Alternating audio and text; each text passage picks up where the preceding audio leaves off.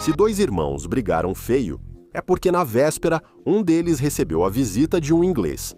Assim diz um velho provérbio irlandês. Este documentário é sobre um povo que, sendo uma minoria esmagadora, desafiou a Inglaterra não apenas como seu vizinho, mas também como o maior império da história mundial. Tentaram conquistar, realocar e silenciar os irlandeses, mas nenhuma lei, nenhuma invasão conseguiu destruir aquilo que eles consideravam mais importante, sua terra e sua língua.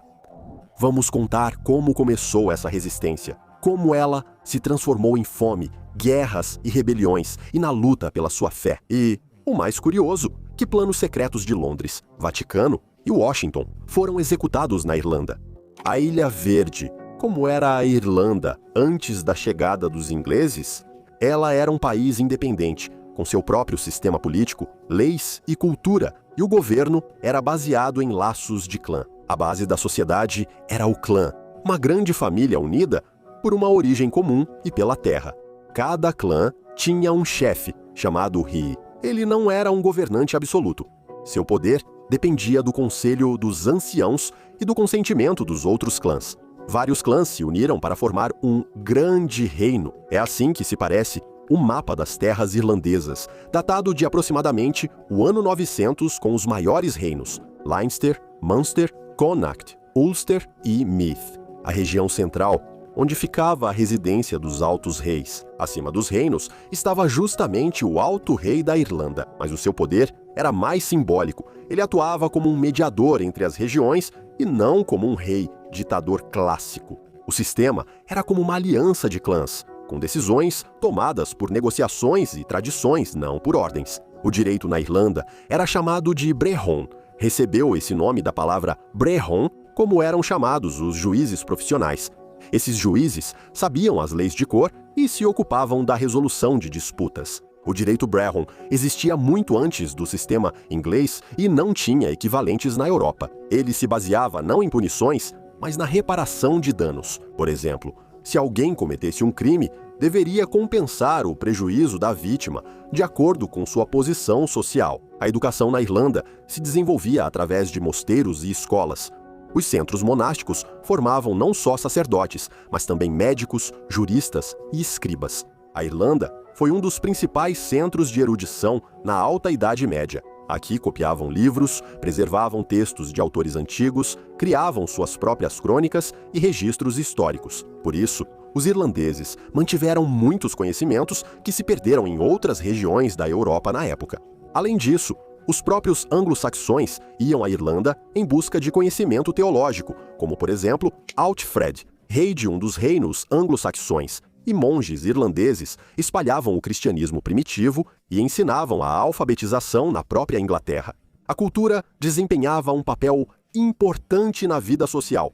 Bardos e filidas, poetas e historiadores tinham alto status. Eles transmitiam conhecimentos sobre clãs, leis e acontecimentos passados por meio de canções e poemas. Suas atividades tinham força legal e a tradição oral substituía os arquivos escritos. A língua comum era o antigo gaélico, por isso era chamada simplesmente de antigo irlandês, sendo falada e escrita em todo o país. Isso contribuía para a unidade da ilha, apesar da divisão em reinos.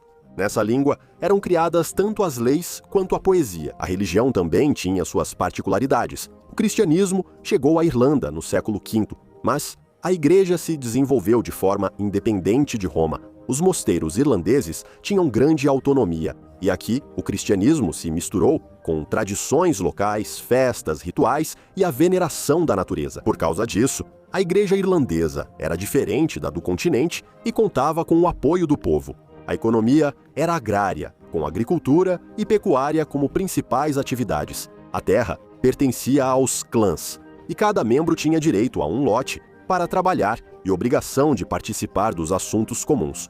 Porém, essa terra não era famosa apenas pela pecuária. Prata, chumbo, estanho, cobre e até ouro. Todas essas riquezas da Ilha Esmeralda, com as quais ela abastecia generosamente a Europa medieval, foram esquecidas. Na época em que a Irlanda se tornou, de fato, a primeira colônia de Londres, o comércio era feito com a Grã-Bretanha, França e Noruega. A Irlanda exportava lã, sal, couro, metal e produtos de madeira. Nas costas, havia portos comerciais que mantinham contato com o continente.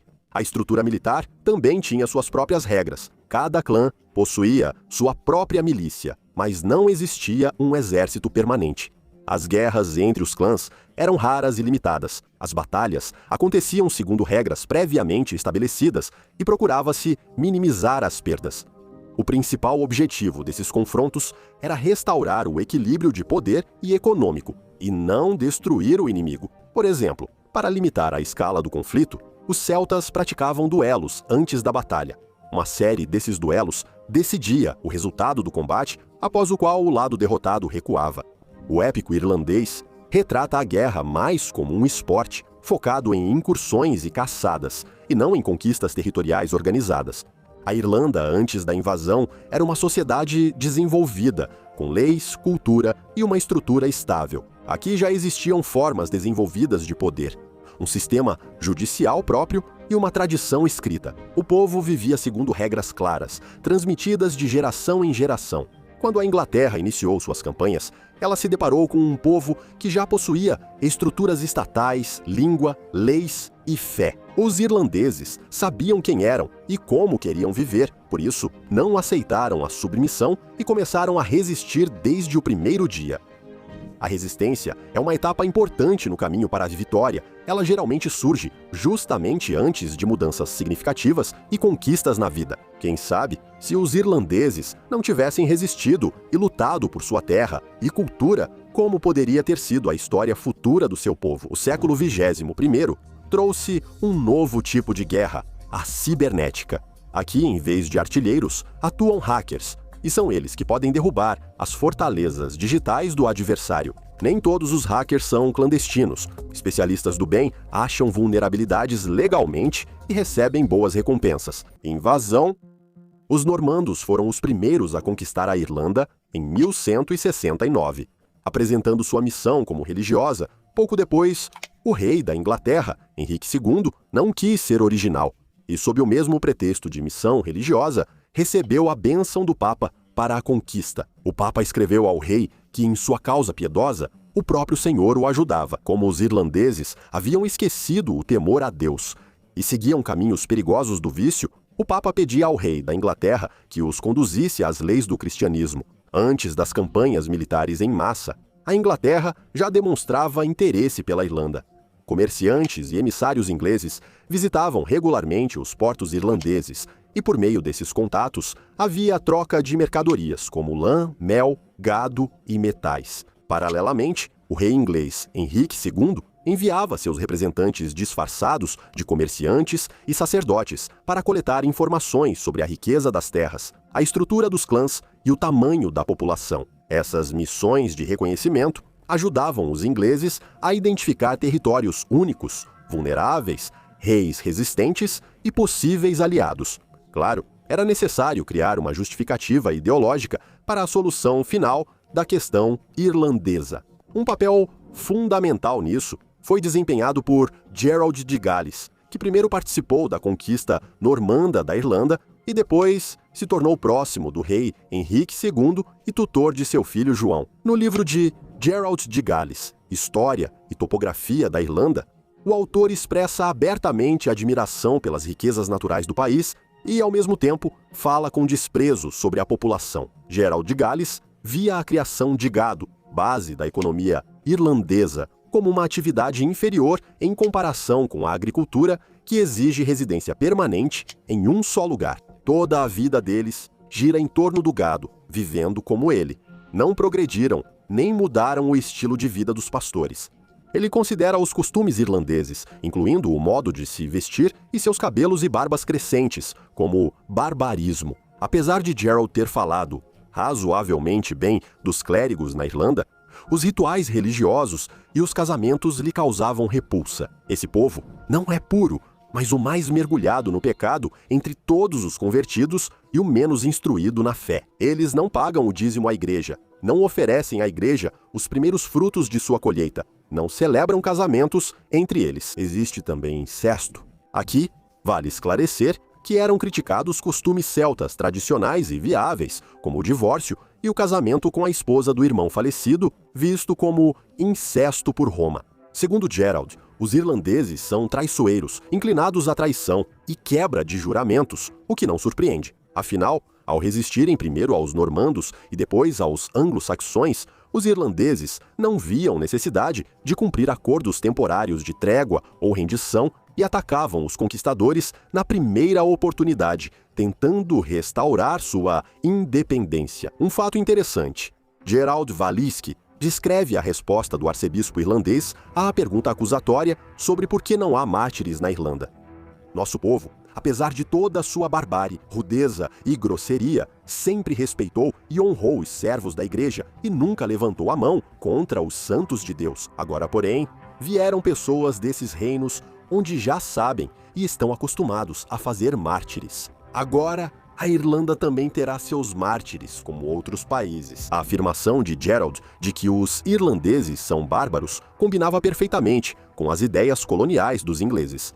O livro continuou a ser citado por mais 7 séculos como uma lei confiável e valiosa, um material histórico. O historiador irlandês Shakron Catin escreve: todos os gauleses modernos que escrevem sobre a Irlanda repetem Gerald, pois foi ele quem os inspirou a criar uma história mentirosa sobre a Irlanda, não lhes deixando escolha. A discriminação incluía as leis. Desde meados do século XIV, tribunais não consideravam ações judiciais de irlandeses.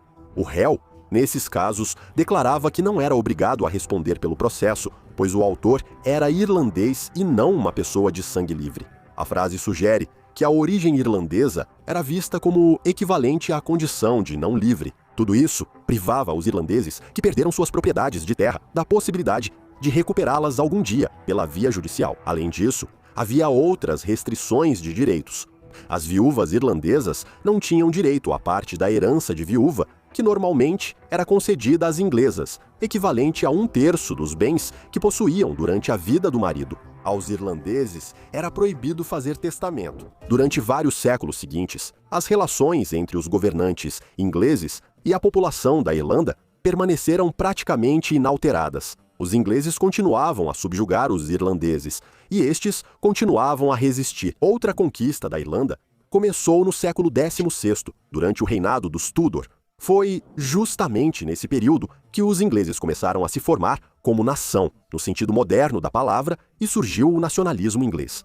Na época do reinado de Maria Tudor, na Inglaterra, desenvolveu-se uma política especial de colonização chamada de plantation, que consistia em expulsar os irlandeses de suas terras legítimas e entregá-las aos colonos ingleses. O lema dessa campanha atraía os colonos: uma casa na Irlanda por apenas 50 libras por ano, e melhor do que uma, na Inglaterra, por 200 libras por ano. Os irlandeses, naturalmente, se rebelaram contra isso, e durante toda a segunda metade do século XVI, houve uma guerra feroz e devastadora no país durante o reinado de Elizabeth I.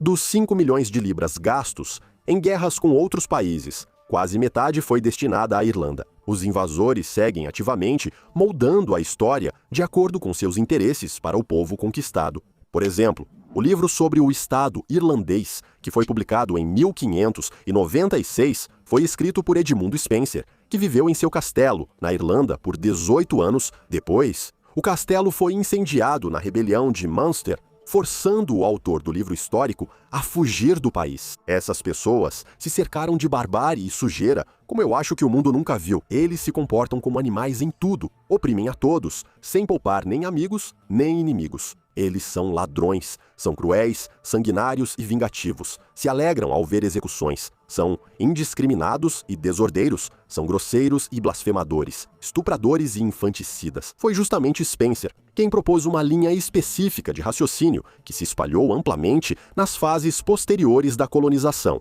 Spenser afirma que governar os irlandeses pelas leis da Constituição inglesa é inútil, pois isso lhes permitiria retornar aos seus antigos costumes e se rebelar novamente. Portanto, as leis celtas devem ser proibidas e os irlandeses submetidos pela força. Outro poeta da época resumiu em 2 versos a visão dos anglo-saxões sobre irlandeses e eslavos. Os irlandeses são bárbaros como os russos: exércitos, fogo, ferro, sangue. a resposta para todas as perguntas. No século XVII, os irlandeses e os antigos colonos ingleses foram praticamente privados de suas propriedades. 85% de suas terras foram expropriadas e transferidas para a posse de colonos vindos da Inglaterra e da Escócia. Não é de se estranhar que, em 1641, os irlandeses e muitos dos antigos colonos ingleses, em Ulster, se rebelaram contra a Inglaterra na esperança de recuperar suas terras.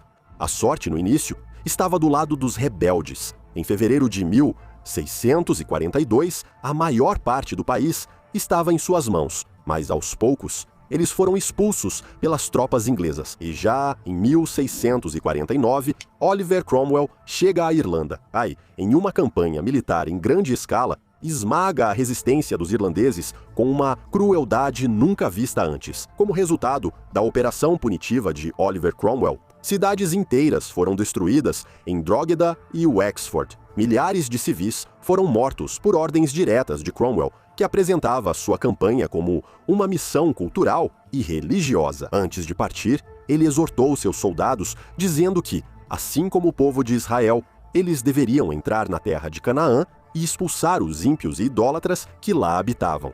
Ao chegar, Cromwell se dirige aos habitantes de Dublin, dizendo que a providência o enviou até ali, que ele e seus soldados continuarão o grande trabalho de erradicar os sanguinários irlandeses e seus seguidores, e assim trarão o povo perdido de volta ao caminho da verdade. Em 1650, Cromwell já havia conquistado a maior parte da Irlanda, deixando ruínas para trás. Depois, ele foi à Escócia para reprimir a revolta que surgiu lá. Depois disso, leis destinadas a restringir os direitos dos católicos começaram a ser aplicadas na Irlanda. Os lordes católicos perdiam suas terras, seus bens eram confiscados e eles próprios podiam ser expulsos. O restante das terras era distribuído entre colonos protestantes leais a Londres. Essas medidas eram sistemáticas e documentadas. As autoridades inglesas queriam enfraquecer os católicos e reforçar o controle da ilha. Enquanto isso, surgia o sistema de plantações. Protestantes eram transferidos para a Irlanda, expulsando católicos das terras férteis que tinham suas casas e propriedades tomadas pelos novos colonos. Assim, surgiam áreas com população majoritariamente leal, especialmente no norte do país. Documentos históricos, como o Ato de Regularização da Irlanda, de 1652, registram a aprovação direta dessas medidas pelo parlamento inglês e pela administração real. Os planos do governo previam submeter 3/4 da Irlanda e transferir as terras confiscadas aos soldados de Cromwell como pagamento por seus serviços. A população de Ulster, Munster e Leinster deveria ser removida para o oeste do rio Shannon, nos territórios de Connacht e no condado de Clare. Se até 1º de maio de 1654 algum dos realocados fosse encontrado a leste do Shannon, ele seria condenado à morte. O plano de Cromwell de transferir todos os irlandeses para o oeste não foi totalmente cumprido, mas a campanha e suas consequências devastaram novamente o país. Em 1641, a população da Irlanda era de aproximadamente 1.500.000 pessoas. 10 anos depois, ela havia diminuído pela metade. Cerca de 616.000 pessoas morreram, a maioria das quais eram civis. Cerca de 40.000 pessoas foram para a Europa servir no exército. E outras 100.000, muitas delas mendigos, foram reunidas e enviadas para o Caribe e para a América como escravos. Os primeiros escravos na América eram brancos, também conhecidos como servos contratados ou servos por dívida. Se alguém queria se mudar para a América, mas não tinha dinheiro para pagar a passagem, assinava um contrato e se comprometia a trabalhar por 5 anos como servo-escravo. Ele era levado à América e vendido em leilão. Além disso, a viagem quase nunca era voluntária. Eram principalmente camponeses e artesãos irlandeses, pobres, arruinados e privados dos meios de produção durante os cercamentos e a Revolução Industrial na Inglaterra. A pobreza, a fome e a perseguição religiosa empurravam essas pessoas para um país distante, do outro lado do oceano, cujas condições de vida e trabalho elas mal podiam imaginar. Na Europa, recrutadores atraíam pobres, camponeses e desempregados com histórias de vida fácil do outro lado do oceano. O sequestro de pessoas tornou-se algo comum. Os recrutadores embebedavam adultos, atraíam crianças e depois reuniam os pobres nas cidades portuárias da Inglaterra, transportando-os para a América em condições terríveis, como se fossem gado. Nos jornais coloniais daquela época, não era raro encontrar anúncios desse tipo. Acabou de chegar de Londres um grupo de jovens trabalhadores saudáveis, composto por tecelões, carpinteiros, sapateiros, ferreiros, pedreiros, serradores, alfaiates, cocheiros, açougueiros, marceneiros e outros artesãos. Eles estão à venda por um preço acessível, podendo também ser trocados por trigo, pão ou farinha. Às vezes, os traficantes de escravos negociavam ao mesmo tempo escravos negros, índios capturados e servos contratados trazidos da Europa. Um dos jornais de Boston noticiou em 1714 que o rico comerciante Samuel Sewell estava vendendo várias criadas irlandesas, a maioria delas por um período de 5 anos, um servo irlandês, um bom barbeiro e 4 ou 5 meninos negros atraentes. O comércio regular de servos contratados foi realizado durante os séculos XVII e XVII, depois diminuiu devido ao desenvolvimento da escravidão dos negros, que eram mais baratos, mais fortes e mais vantajosos do que os escravos irlandeses brancos. Os irlandeses seguiram resistindo com rebeliões e ataques a guarnições. Novos assentamentos sofriam represálias brutais, como execuções, queima de vilarejos e destruição de colheitas, práticas que se tornaram padrão. A resistência era punida com mortes dos envolvidos e punições à população civil.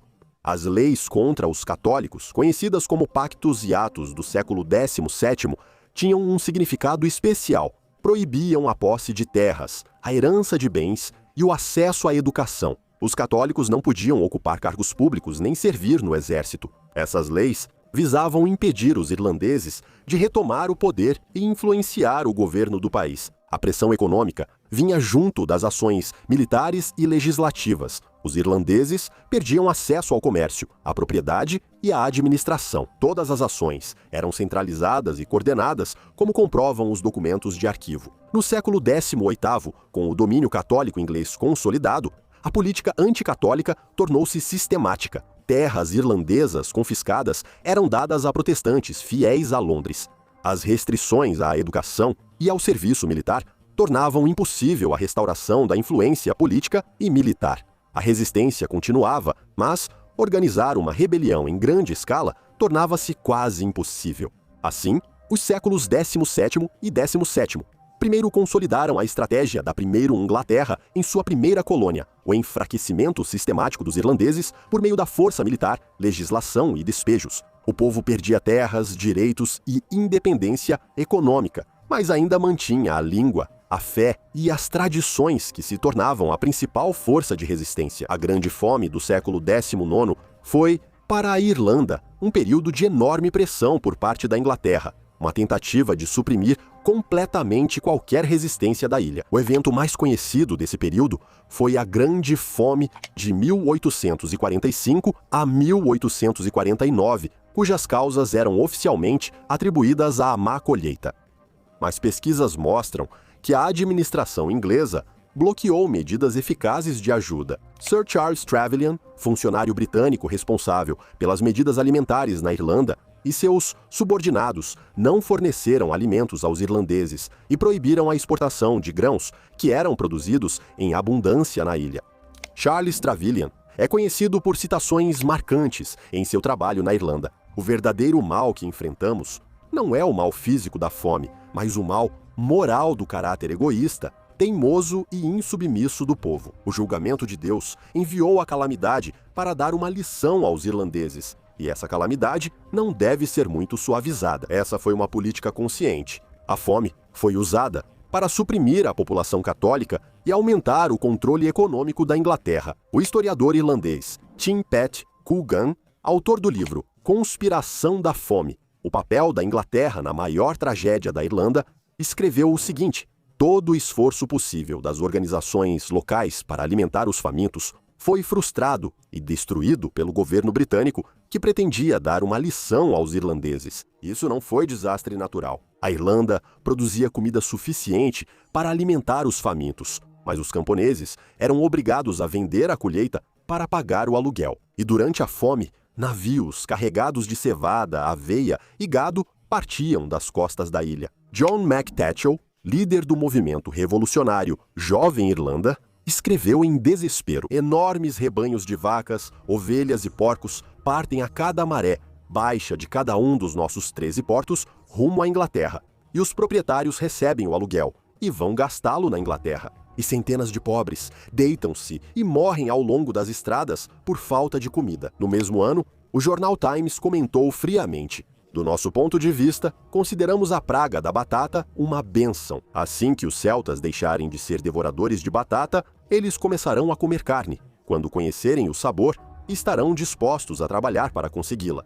Durante os anos de fome, cerca de 1 milhão de pessoas morreram e mais 1 milhão deixou o país. A imigração foi para os Estados Unidos, Canadá e Austrália. A política inglesa formou uma sociedade dependente e dividida. Os colonos recebiam terras e recursos, enquanto os irlandeses, que sobreviveram por milagre, ficavam sem meios de subsistência. Aqui está um dos exemplos mais marcantes. No nosso episódio sobre ciganos, contamos que o protótipo de Mickey Cigano, do filme Snatch, do Guy Ritchie, na verdade não era um cigano étnico, mas um representante de vagabundos irlandeses com estilo de vida similar. Na Grã-Bretanha, existe um subgrupo étnico chamado Irish Travelers, viajantes irlandeses nômades, também conhecidos como gypsies, ciganos. Por isso, fora das ilhas, eles são erroneamente confundidos com os ciganos romani, por causa dos traficantes, vendedores de drogas, compradores de ouro, cartomantes e vigaristas que vemos em qualquer estação de trem.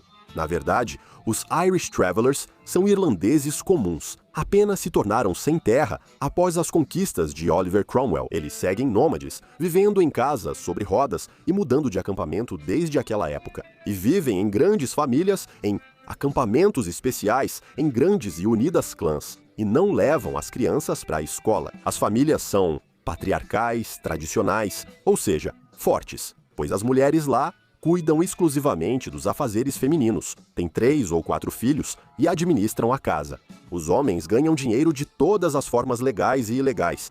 E também brigam entre si regularmente, em lutas clandestinas de boxe sem luvas, chamadas Barnacle Boxing, dos Irish Travelers. Eles não brigam entre si, mas geralmente com membros de um clã vizinho. A rivalidade entre eles existe simplesmente porque precisa existir. Ninguém se preocupa com os motivos. As regras são simples: nada de luvas, nada de golpes sujos, nada de conversa fiada, nada de luta agarrada, nada de intervalos ou tempos, apenas uma luta de punhos pura e cristalina, ou até o nocaute, ou até que um dos boxeadores peça em voz alta para o adversário parar a luta. A própria luta pode durar 5 minutos, ou 2, 3 e até 4 horas. Existe um documentário maravilhoso chamado Knuckle. Ele é longo, tem 2 horas, é um filme sincero e verdadeiro. Só para você ter uma ideia, o autor filmou durante exatos 12 anos. Durante 12 anos, ele documentou meticulosamente a feroz rivalidade entre os clãs dos viajantes irlandeses. Irlandeses pobres foram forçados a buscar trabalho na Grã-Bretanha desde o século XVIII e construíram, entre outras coisas, a rede de canais britânicos.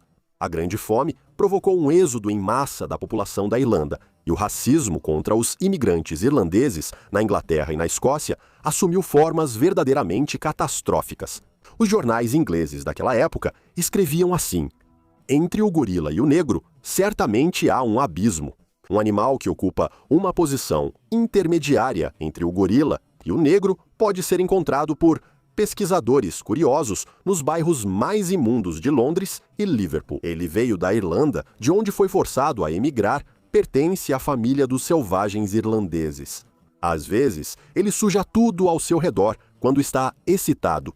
E também é capaz de atacar pessoas civilizadas que provocaram sua ira. Nesse mesmo período, começaram a se formar os movimentos fenianos, organizações clandestinas que buscavam a independência da Irlanda. Fenianos era o nome dado aos membros da Irmandade Feniana, uma organização revolucionária composta por imigrantes irlandeses e ativistas locais. Suas atividades eram vistas por Londres como terroristas, mas na verdade era uma resistência à política de repressão sistemática. Em 1867, foi organizada uma revolta que foi reprimida pelas tropas inglesas. Os líderes dos fenianos, James Stephens e Joseph Dennis, foram obrigados a se esconder, e muitos participantes foram executados ou exilados. Historiadores ingleses contemporâneos, impulsionados pela agenda woke, sobre a qual falamos no vídeo Queda da Europa, reconhecem oficialmente que Londres criou deliberadamente condições para a dependência econômica e a fraqueza política dos irlandeses. Alguns pesquisadores afirmam que a fome e o deslocamento fizeram parte de um plano de longo prazo para a destruição do povo irlandês, uma estratégia planejada para reduzir a população ao longo de muitos anos e garantir a completa submissão da ilha, o apoio ao exército inglês, o controle das terras e da legislação, o bloqueio do fornecimento de alimentos e as restrições à educação. Todas essas medidas funcionavam como um sistema unificado. Claro, dentro desse sistema, a língua irlandesa também foi alvo. Durante séculos, o governo inglês tentou consolidar seu poder destruindo a cultura e a língua da Irlanda, Escócia e País de Gales. Nas escolas irlandesas, colocavam etiquetas no pescoço das crianças e, ao perceber que falavam irlandês, faziam uma marca especial na etiqueta. Ao fim do dia, a criança era punida por essas infrações. Um dispositivo semelhante era usado tanto na Escócia quanto no País de Gales. Aqui está um trecho de uma descrição da situação no País de Gales em 1840. Manter professores competentes custa muitas vezes menos do que manter o exército e a polícia. A campanha para salvar a língua foi iniciada por irlandeses protestantes no século XVIII. No entanto, quando em 1831 foi introduzido o Sistema Nacional de Educação, que os irlandeses chamaram acertadamente de máquina infernal, a língua irlandesa já não estava mais representada nele e rapidamente caminhava para o esquecimento. Somente graças à incansável agitação, o irlandês foi novamente incluído no currículo em 1878, embora apenas como disciplina opcional. E, por sua vez, a língua inglesa passou a expressar os preconceitos contra os irlandeses. A própria palavra irlandês tem vários significados depreciativos. Chorar como um irlandês significa fingir estar doente, ir a um casamento irlandês significa beber sujeira e levantar-se ao irlandês significa mostrar sua raiva. As piadas anti-irlandesas eram tão comuns que chegaram a ser publicadas em coletâneas. O antropólogo de Cambridge, Edmund Leach, ao estudar detalhadamente as piadas anti-irlandesas, ele concluiu que a essência da imagem desses irlandeses não era tanto o humor, mas sim o desprezo, beirando uma hostilidade profunda. A estupidez das piadas e de seus personagens massageia o ego dos leitores que acreditam ser diferentes, que existem pessoas ainda mais burras do que eles próprios. O componente nacional dessas piadas é um racismo velado. Essa visão dos irlandeses, que virou estereótipo, foi usada como pretexto para justificar a exploração da Irlanda. Afinal, se os ingleses são superiores aos irlandeses em tudo, então a conquista inglesa foi um benefício para a atrasada Irlanda e não uma catástrofe. Essa extrema pobreza em que os irlandeses viviam era culpa deles mesmos. O historiador Lord Acton escreveu em 1862: os celtas não pertencem às raças progressistas e empreendedoras, eles eram mais matéria-prima do que motor da história. Eles são ou estagnados ou regressivos.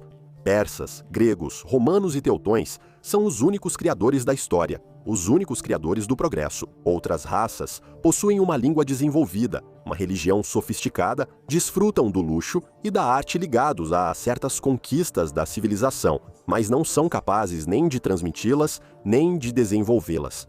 Eles são um fenômeno negativo no mundo.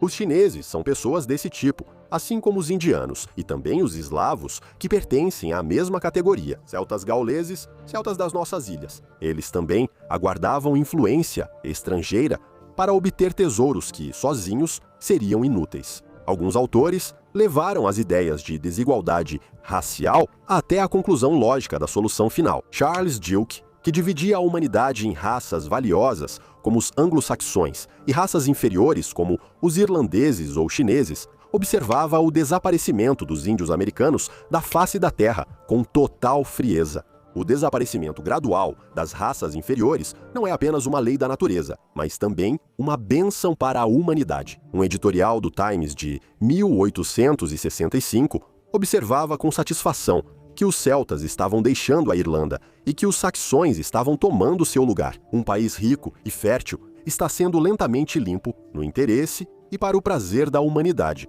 O católico celta logo será tão raro nas margens do rio Shannon, na Irlanda, quanto o Pele Vermelha, em Manhattan, escreveu o historiador Eduardo Freeman durante uma viagem à América em 1881. Seria uma grande terra se ao menos cada irlandês matasse um negro e fosse enforcado por isso. Esse é meu sentimento, geralmente apoiado, com ressalva de que irlandeses e negros são vistos como servos por falta de outros. Esse é o paradoxo. A história da Grã-Bretanha está cheia de violência e barbárie. Poucas nações europeias podem se gabar de algo parecido. No entanto, a opinião tradicional retrata a Grã-Bretanha como um país civilizado e democrático, enquanto os povos, por ela subjugados, são vistos como selvagens e sanguinários.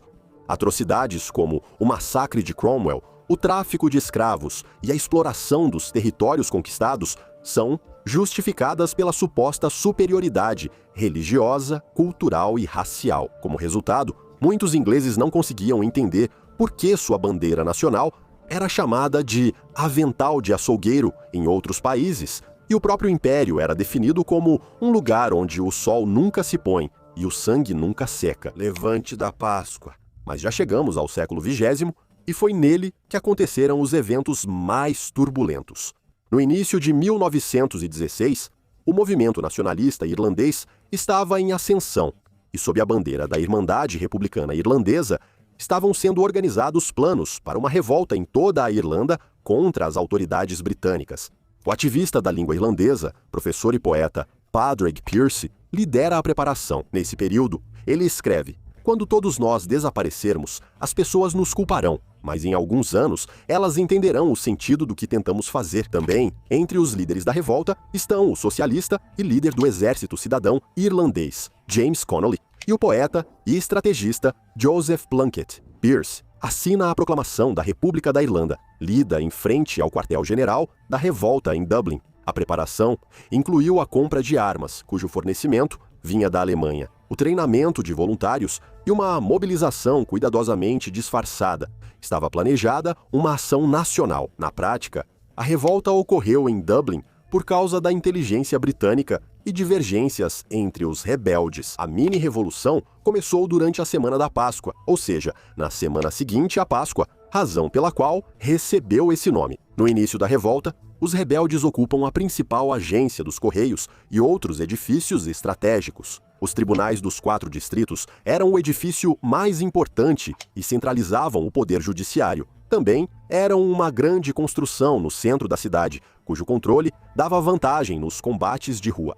Também tomaram a fábrica Jacobs, a comunidade do sul de Dublin, e outros edifícios menos importantes. Ao todo, havia cerca de 1.600 rebeldes. Em resposta a tal ousadia, tropas britânicas entram na cidade com artilharia e até apoio da frota pelo mar. Mesmo assim, os ingleses não estavam preparados para a feroz resistência. Os poucos rebeldes resistiram por quase uma semana. As ruas estavam tomadas por uma verdadeira guerra civil, e as autoridades britânicas declararam estado de sítio na cidade. Claro, as forças não eram apenas desiguais, eram incomparáveis. Patrick Pearse permaneceu no quartel-general dos rebeldes até a rendição total. Os rebeldes sofriam com a falta de munição e seu comando estava desorganizado.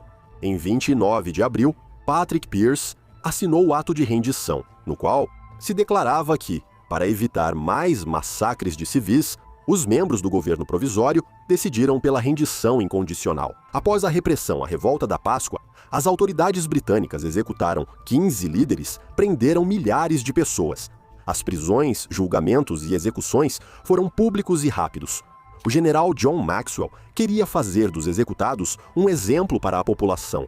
Esses acontecimentos são interpretados de maneiras diferentes. Na Irlanda, há quem diga que a administração britânica sabia da revolta antes e permitiu que ocorresse para justificar uma repressão mais dura ao movimento revolucionário e reforçar seu controle. Essa versão é apontada não apenas por autores irlandeses, mas também por documentos da inteligência britânica, em particular o arquivo CO 904-23, parte 2, onde se fala sobre agentes Chuck e Granat infiltrados entre os voluntários irlandeses. Os relatórios oficiais discutiram manter 6 condados sob controle britânico, visto como parte da estratégia de divisão da ilha. Mas a Revolta da Páscoa foi apenas o prólogo para uma série de eventos revolucionários que estavam por vir.